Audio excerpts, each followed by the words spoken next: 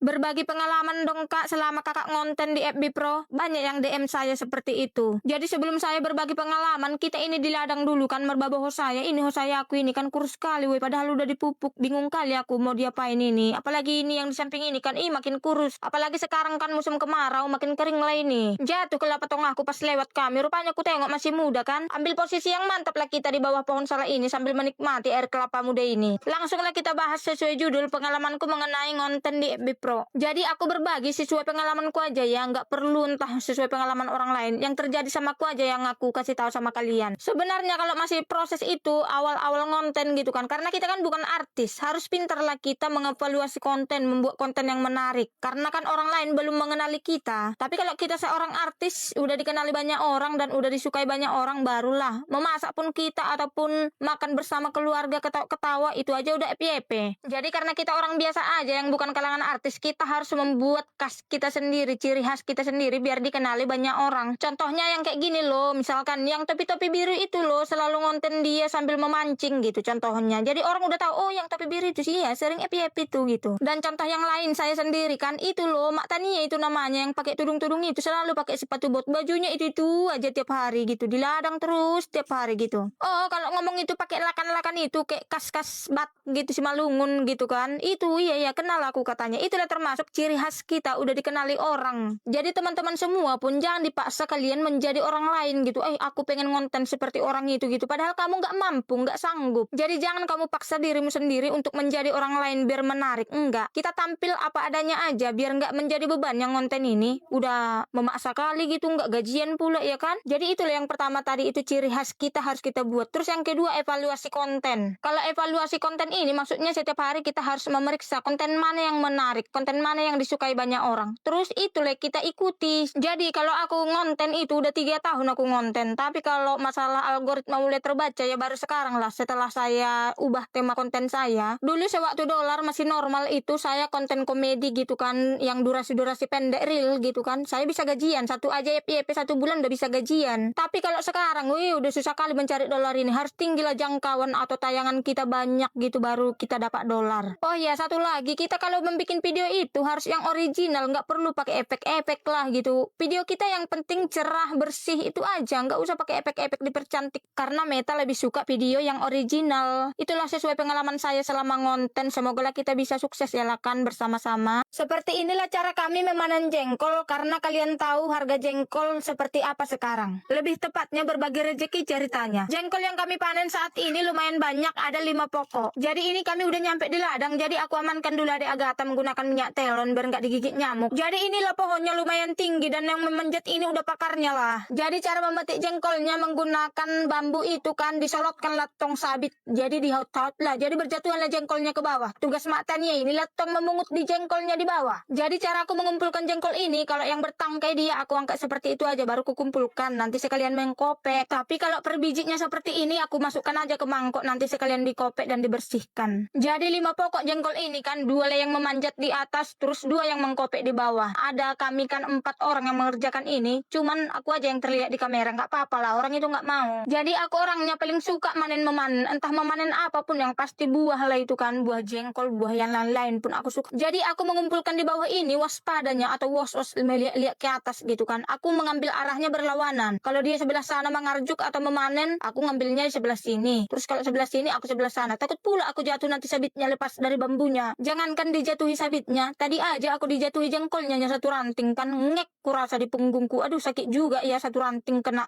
Lumayan kau dijatuhi jengkol Mak Tania. Kayak mana lagi nanti bulan 12 ini musim durian. Takut pun juga kau dijatuhi. Pakailah helmmu nanti ya sama safety-mu di badan. Jadi jengkol ini ada 5 pokok, cuma 1 dia yang ramos. Ramos artinya itu banyak buahnya, lebat. Dan 1 pokok lagi ada yang sudah rah-rahan. Artinya itu udah kelewatan dia, udah lewat masa panennya, nggak dipanen dalam waktu yang tepat. Gimana lah tong, jarangnya dicek ke sini. Ini jauh dari kampung, nggak biasa yang kami kerjakan di ladang itu, yang kerja itu aku berkebun itu. Ini beda. Jadi adik Agatha udah senang, udah ada kawannya bermain, udah pulang TK tong kakaknya dua-duanya kan. Oh iya, ada 1 pokok lagi kan, udah banyak dia dimakan monyet. Jadi sisa-sisa monyet itulah kami panen panen sebagian. Jadi kalau di ladang kami ini, kalau udah capek kita bekerja, kan bisalah kita memandang-mandang dari pinggiran ladang ini mengarah ke Gunung Simbolon ini. Makan salak setiap hari banyak-banyak, apa nggak takut nanti sembelit? Ternyata ada trik untuk mencegah itu. Sebelum membahas itu, kita panen dulu salak yang 1 tandan ini. Yang panen kemarin kan masih aku sisain 1 tandan. Jadi inilah saatnya kita ambil yang 1 tandan itu. Nanti keburu dimakan tupai. Sengajanya aku tutupin dari kemarin pakai durinya biar nggak dimakan tupai. Ternyata masih aman weh. Saatnya kita ambil. Dari bentuknya dan warnanya sih sudah kelihatan manis, tapi nggak sah rasanya kalau tidak kita coba. Coba dulu satu. Aku kalau makan salak itu anaknya ya duluan ku makan. Nggak usah dikupas kulit arinya. Gininya, hap langsung dimakan anaknya kan udah manis. Wih, yang besarnya juga manis. Menyatu lah manisnya weh. Dan ternyata salak yang mau dipanen ini tandanya cuman kecil dan buahnya cuman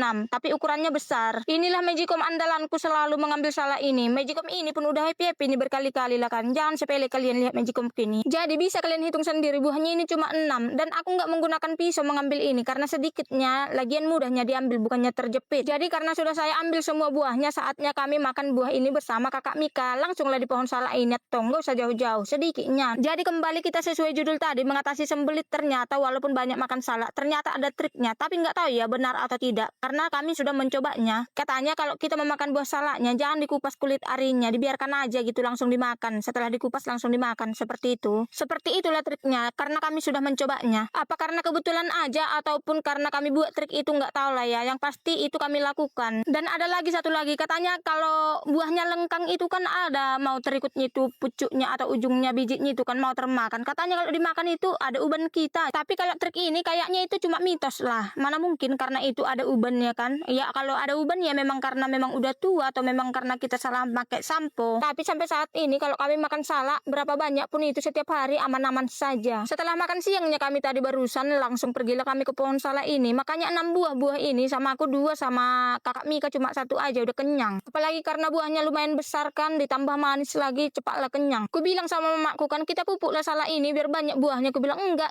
manis nanti katanya. Iya pula ya, enggak manis katanya kalau dipupuk pohon salak lah kan. Tapi kalau ditaburi gula katanya manisnya buah-buah, misalkan buah salak, pohon mangga, pokoknya segala buah-buahan itu membuat manis ya, bukan membuat subur maksud saya. Kenyang kali lah kami makan buah salak ini kan, ditambah banyak airnya tebal lagi kan. Jadi ada ini sisa 3 buah lah kan. Kami bawa lah ke sofa biar ada nanti sama adik Agatha sama mamaku. Wih, super kali lah memang kunyit ini. Wih, subur kali, besar-besar, lebat buahnya. Rata-rata lebat sih buahnya menurutku. Kata kakak itu, kalau penuanan 1 rate harus 1 goni kau ambil Mak Tania katanya. Jadi sebenarnya udah siapnya aku tadi kan, tapi belum penuh 1 goni ku bongkar lah lagi. Jadi karena sudah penuh 1 goni, ku angkatlah ke pinggir jalan. Siapa tahu ada nanti yang lewat naik kereta. Ini biar nebeng aku barangku ini. Pikirku rupanya nggak ada. Wih, ku tunggu-tunggu nggak ada yang lewat. Lupa rupanya belum kuikat. Ku ambil tali honda-hondali. Jadi kalau di ladang wih udah tersedianya tali. Tidak perlu bawa tali plastik dari kampung. Jadi ini langsung kita ikat. Setelah diikat, ku tunggu-tunggu orang nggak ada yang lewat. Ya udah berangkatlah kita. Ku jujung lah ini sama cangkul ini. Ku bilang sama anakku, ayolah pergilah kita, udah sore ini ku bilang. Kalau sudah jadi perjuma-juma itu atau bertani, perempuan pun kita harus bisa lah kita mengangkat yang berat-berat kan weh. Apalagi sambil menghadang cangkul, sambil memantau anak lagi berjalan. Jadi ini sudah nyampe di kampung atau di rumah keesokan harinya, kita kopekilah tong kunyit ini biar bisa kita jemur. Kita pisahkan pangkalnya sama kunyit yang biasanya. Kalau untuk ditanam itu sebenarnya lebih mudah pangkalnya itu tumbuh, ataupun kalau udah pangkalnya kita tanam udah 100% itu tumbuh. Tapi kalau batangnya itu belum tentu bagus gitu. Tapi banyak sih yang bilang biarpun batangnya itu ataupun kunyit yang biasa itu dipakai untuk bumbu itu tetapnya bagus hasilnya ataupun tumbuhnya biasa, tergantung pupuknya itu kata mereka. Akar-akar yang di pangkalnya itu kita guntingi sebelum dijemur. Jadi ini sudah siap diguntingi, saatnya kita jemur sampai kering. Semoga lah tumbuh bagus nanti tanamanku setelah ditanam. Walaupun kita sebagai wanita, akhirnya sudah selesai kita petik salaknya, saatnya kita memasukkan ke tempatnya. Tempatnya seperti biasa, Magicom yang rusak-rusak ini pakai tangkai. Memang sangat kreatif sekali lah tongahku ini membikin inilah kan. Cantik kali, unik sekali tempatnya ini. Jadi setelah kita kumpulkan ini, langsung aja kita di pokoknya ini memakannya. Nggak usahlah ke gubuk. Lebih nikmat di sini, adem, dingin-dingin. Apalagi di tempat kami lagi musim kemarau, cuaca panas. Mantap kali lah ini.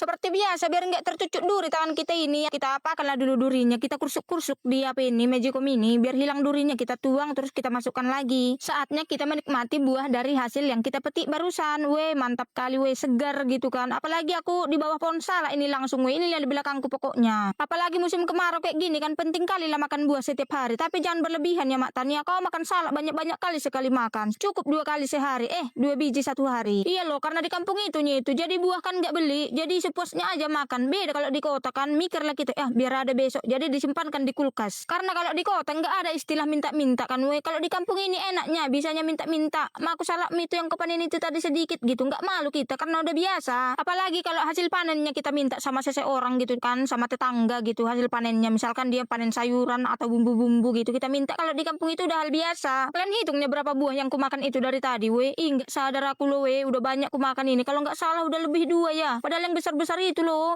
Super lah memang salah ini. Tanya kalian yang panen salah yang kemarin itu, aku kan banyak yang minta lewat chattingan juga, di mananya kampungmu katanya. Udah rugi kalian datang ke kampungku, weh. Rugi di ongkos, rugi di tenaga, rugi di waktu. Jadi kalau mau kalian kan beli aja lah di pajak ataupun di pasar yang terdekat. Tapi kalau mau langsung panen dari pokoknya kalian, apalah aku bilang kan, apalagi jauh kayak gini. Parpeha tolunya aku lah kan, parhuta-huta bagas. Jadi bagi yang dekat bolehlah merapat ya. Masih ada ini sisa, weh, beberapa buah lagi gratis kok, nggak usah dibayar.